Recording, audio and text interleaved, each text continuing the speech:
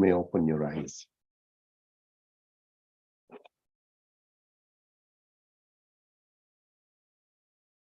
Namaste, friends.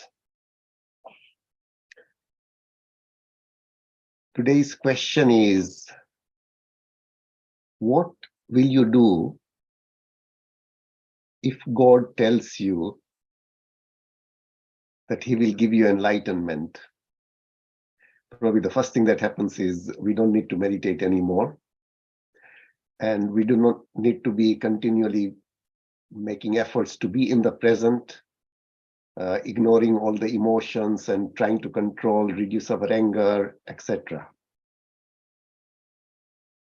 This is a question that was posed to a teenager, a 13-year-old teen. Ambalal Muljibai Patel, later known as Dada Bhagwan. Instead of playing with his friends, he used to go to a nearby ashram and serve the sadhus, the ascetics who lived there. Pleased with his service, one ascetic, one sadhu told him, "Son, God will give you enlightenment." Immediately, Ambalal exclaimed, "If God is going to give me moksha, enlightenment or self-realization or moksha, then I don't want it, because that would actually make him my superior." And the next sentence is really, really worth thinking about. He said, "If God gives me enlightenment, then he can also take it back." Enlightenment means there is no one above or below you. Think about this. He's only 13 years old, but he's got such clarity of thought.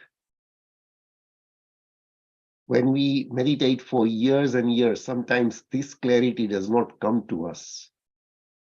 Meaning, if enlightenment was something that someone could give you, then it is something that could be taken back as well.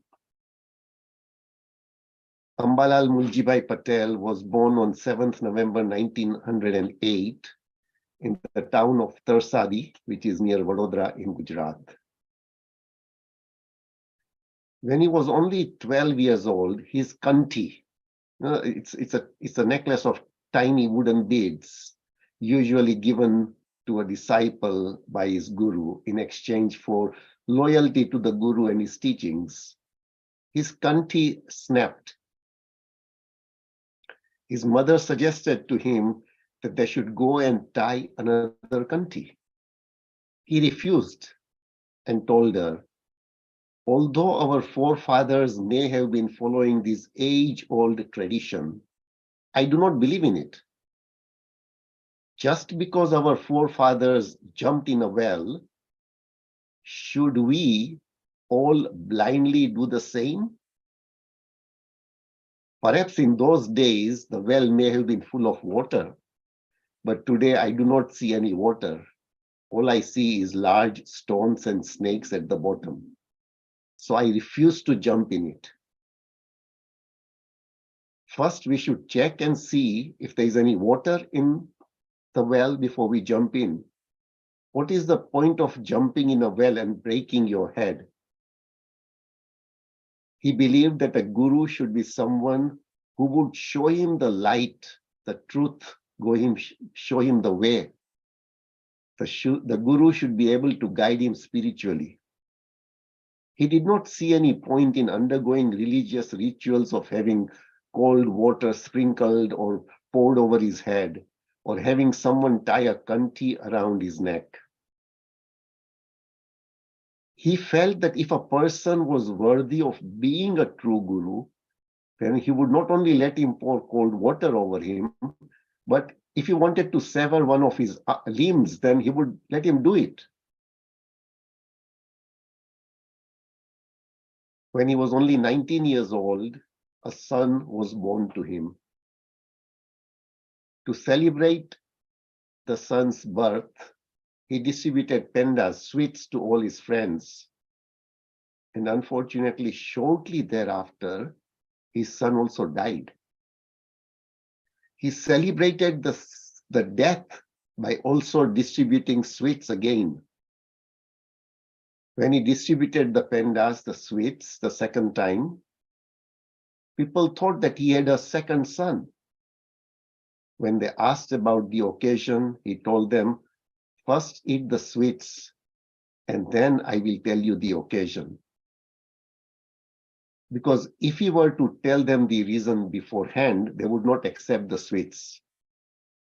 After they finished eating, he told them, the guest who had come has now gone. They were quite appalled and asked him how he could do such a thing, because the news he gave them made them throw up. He assured them that there was no need for them to do so. He told all of them the child was only a guest, and when guests come, we welcome them, and when they leave, we bid them farewell. They asked, how could he be your guest? He was your son. He told them they can think of him as his son, but to him, he was a guest. The same thing happened when a daughter was born. Everyone forgot about the incident with his son. After she passed away, they ate the pendas. And then people sort of forgot. And then when he told them, the same thing happened again. People tend to forget. How long does it really take to forget? Because it doesn't take long, because people live in illusion. The illusion of the world makes one forget. It was around 6 p.m. during one evening in June 1958. Ambalal Muljibai Patel was about 50 years old. A well-dressed person with a black hat. He was sitting on a bench on a platform at a railway station in Surat in Gujarat. The platform was bursting with people and trains on other platforms. He just finished his supper before sunset. He was waiting for another train to take him to Vadodara. His assistant, he was a businessman, so his assistant stepped away to clean his lunchbox. It is at this moment, whilst he was sitting on a busy platform in Surat, that self-realization, self-knowledge spontaneously took place.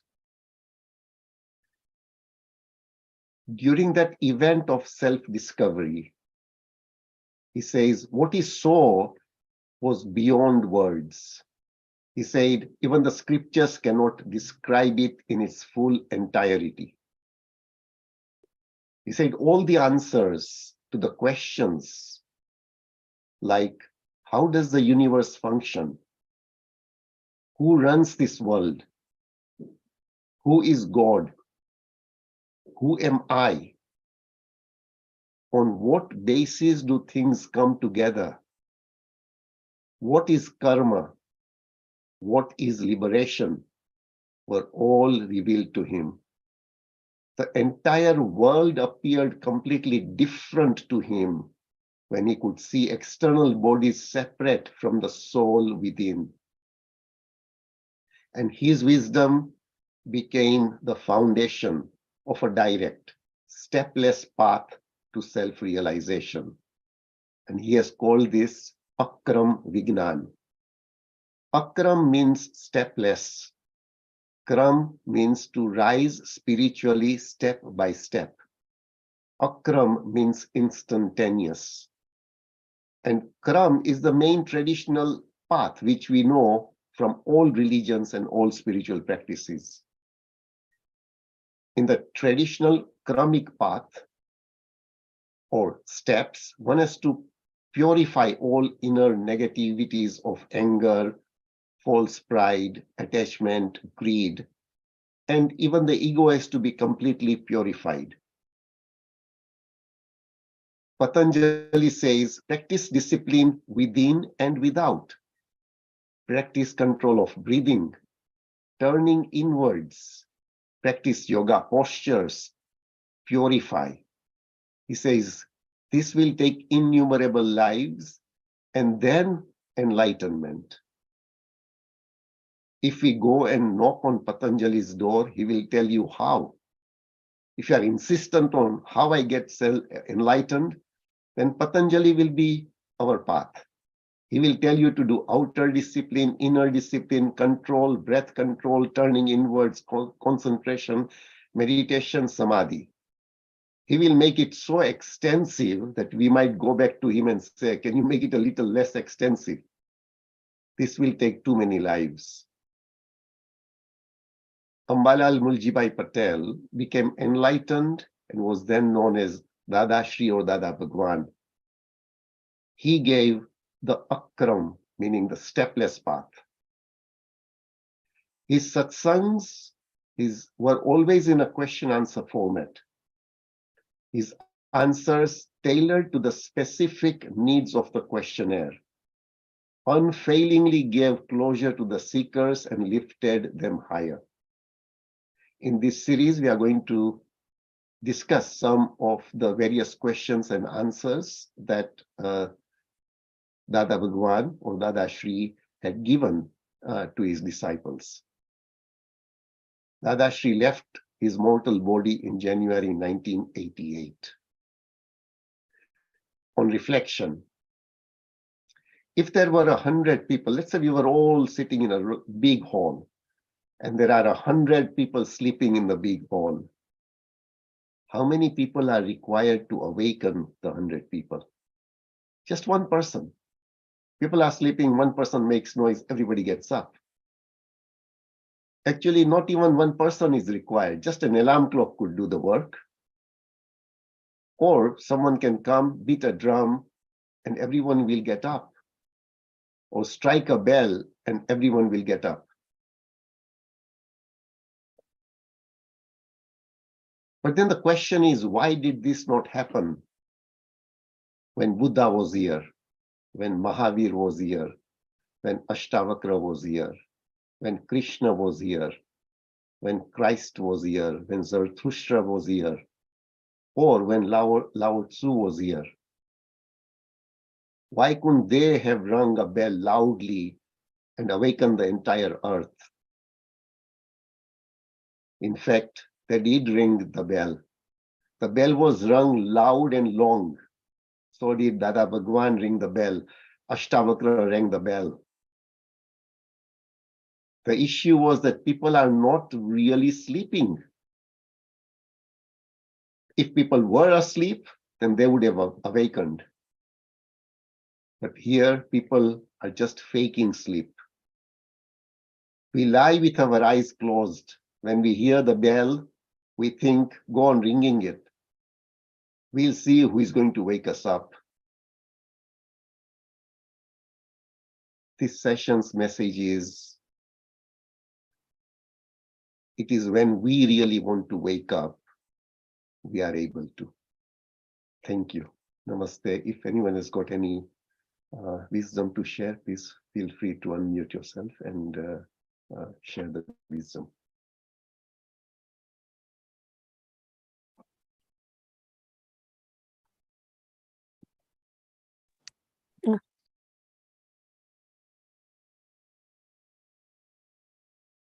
Yes, Madhuji, Rameshji.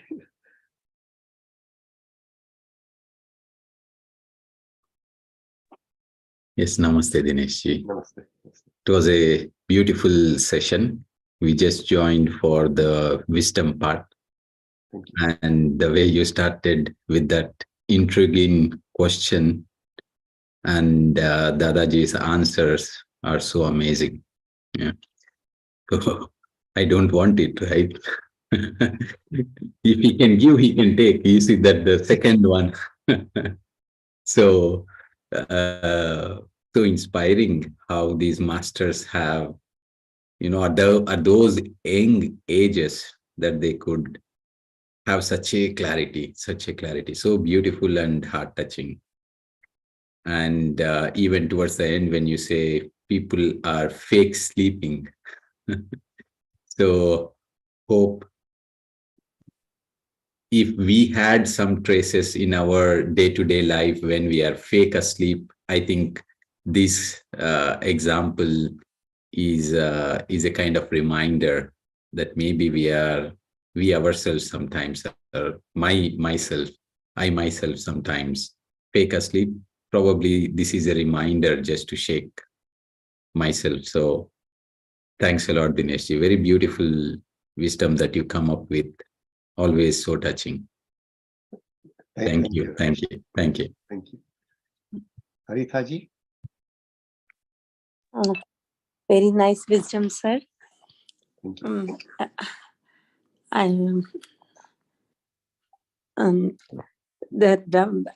This was very nice. So, Patrisa told, do not judge others. So, we don't know the soul is ready or not for their awakening.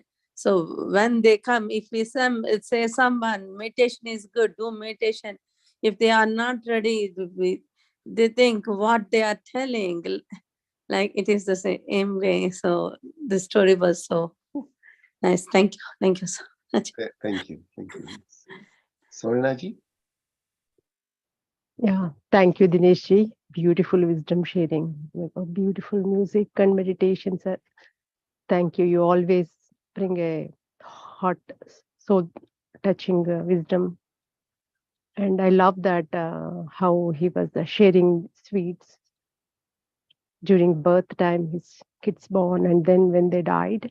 This is the second time that it touched my soul. Patrici sir said, like, I have these sweets. I gave half because they were celebrating the birthday, and I kept half because when I'm going to distribute, when they're going to die. Then I was like little bit of hesitate to hear that. It didn't feel right to me, or, it's little bit bitter feeling inside my heart. But today it really clarified how he did and how he distributed his experience, his real experience touched me. Really, we have to celebrate the death. And, we talk, no matter how much we talk about self, soul, and what is the purpose and all, right? When we hear these things, how we are accepting this truth, that everything teaches us, talks us, how much we understand what is the self. So thank you so much. You made it clear by sharing Dadaji's beautiful, life experience. Thank you, sir. Always you bring this, and also we are all sleeping. It was like always ringing, and even before coming to this meditation, also we never heard. Probably people might have said, but it sounds like we never heard about this meditation. This word itself is like never rang in my mind. I thought, like, why did people did not talk about these things? Probably they were talking, but I was not ready to listen that word and listen that, to take that into my in my life, I guess. So that is the message I took. Thank you so much, as always, Dinesh ji. Beautiful message. Thank you, everyone. Namaste. Ramesh ji, are there any announcements for tomorrow? You're on mute. And I see Vijay ji wants to share some. Vijay ji. Namaste, everybody. Just a question for Dinesh ji. You're not allowed to ask me questions. No? Go on. I was just thinking about this statement from Dada Bhagwan. Yes. He mentioned that if someone gave him realization, it could be taken away. Now, my question was, once you are realized, can you be unrealized after that? I think you can answer it yourself, but I'll give an answer.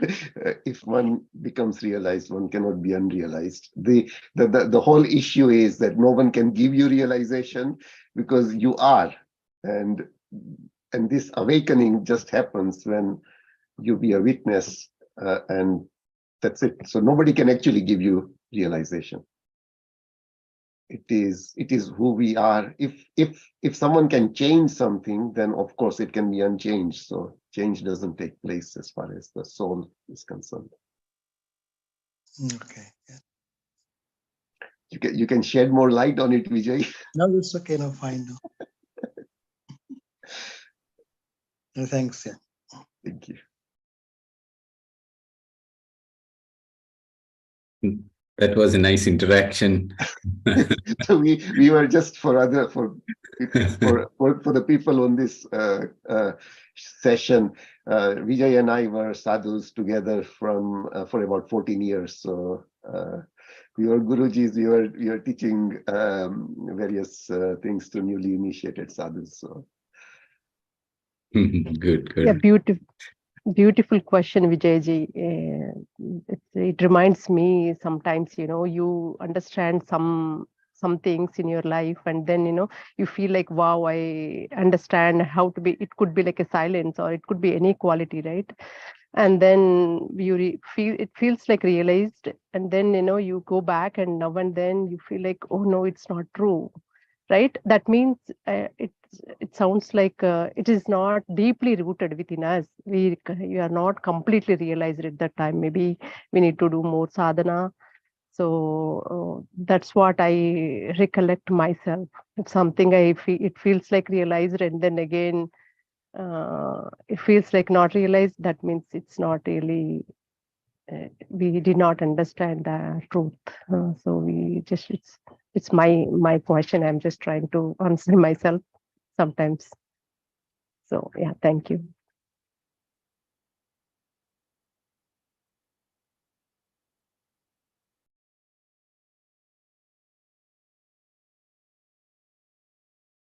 That's great. So, Dinesh ji, if you allow, then shall we end the session?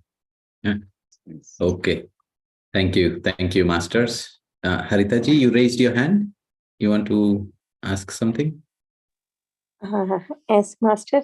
And today morning only I am listening about the 1,000 seeds of joy. Means in Telugu Vyakyanam, Saroja madam is telling. So the same topic came exactly. So it is like a ego to primordial joy. So the same topic, almost the same topic Shan sir is telling. So that was very nice. It was like correlated. Thank you. So I want to share about that. So means the state that we are there just means uh, like repeating the same things. The sthiti, the accepting that we are in. Just we have to means మనం ఒక సాక్షిగా ఉండటం సాక్షితత్వంగా ఉండటం అనేది I don't know how to explain in English. Okay, I will translate it, Harita ji. So Yeah. Harita ji says that we have to be in the witness mode, Yes. so that Yeah. we experience the primordial joy. Yeah. So so sir is also telling the same thing. So I was very happy. The same message came twice to me today. Thank you. That's the synchronicity. Wonderful. Thank you. Thank you, Harita ji. Darshana ji, you want to share something? Yes, Ram sir, thank you. Thank you, Shah sir, for sharing this wisdom from Dada Bhagwan. I think when I was studying in school, I visited Dada Bhagwan's ashram or mandir Yes. in Adalaj in Gujarat, along with my family. So I'm well aware of it. And I remember once my mom gifted me Dada Bhagwan's 4 books. And right now when you were sharing the wisdom, I was looking for or finding out those books, because I know once I read all 4 of them, they were very, I would say, 20, 30 pages books. They were small booklets, I would say, not really the book, but the booklets. But unfortunately, I didn't find it, but I still remember the title of one book that was in Gujarati. It says, Bhogwe Teni Bhul. Yes. That means whoever suffers, it is your mistake because you are suffering. And in other words, that point in time, I couldn't understand that because I was not as calm as right now I am. But now I can see that it is not something that outside we are not suffering because of something happening outside, but we are creating all those emotions inside. And because of that, we are experiencing the pain and the suffering and whatever it is. So it was in very simple words, it was written. And what I understand is that Dada Bhagwan has given his wisdom in a way that even normal or not so well-educated people can also understand and can get enlightened or get the way to enlightenment. Yes, correct. All his wisdom is in very simple language. Yeah. And in this series, as we go ahead, all the booklets are actually available on the website, dadabhagwan.org. Okay. And they can be downloaded. They are available in Gujarati and in English. Uh-huh. And as we go through the series, I will take one booklet each, and then I will share it in the meditation group so that everyone can benefit from reading a very simple, in very simple language, all the knowledge that he gave. Thank you so very much. So I'm looking forward to this series. Thank you. Thank you. Thank you so much. Thank you. I have a question to Shah sir. I think between you and Oza sir, Shah sir and Oza sir just exchanged, and Shah sir mentioned that he was sadhu, if I understood it correct. Yes, we were both sadhus, yes, from for 14 years. Okay. Maybe right now or offline, I would like to know how it was and where it was and how was your journey and so on. Sure. So it is sincere inquiry. It is not no, absolutely, that's or fine. just to get to know, but it is serious inquiry. Sure. Yes. So okay, from Madhuji, I will connect with you then offline. Yes, sure. Okay, thank you, Ji. Can you put the names of the book booklets so that I can buy them? Yeah, they're available to download in PDF form. I mean, I can share all of them even today. I was thinking of sharing them one by one as we take them in the series. I will share the link to the website, and you can download all of the books. They are in Hindi, Gujarati, and English. Okay, thank you. They're very small booklet, so very easy to read. Very, Yes. Thank you very much. Thank you. Thank you. And I saw Raksha ji as well wanted to talk. Raksha ji, I saw you unmuting. Do you want to share something, please? Yeah, I just wanted to say that I found the interaction very, very much connected to the topic as well as Vijay ji and Dinesh ji's. I kind of felt as if they're enacting as if they are not masters, what we all kind of do, like all are masters, but still pretending we are not masters. And then I think that's the way we got to look at life, like how Dinesh ji giggled and tell, just go with the drama and have a bit of fun with life. Yeah, I just wanted to say that. Okay. Yeah, that's true. That was a nice moments between Dinesh ji and Vijay ji. Yeah.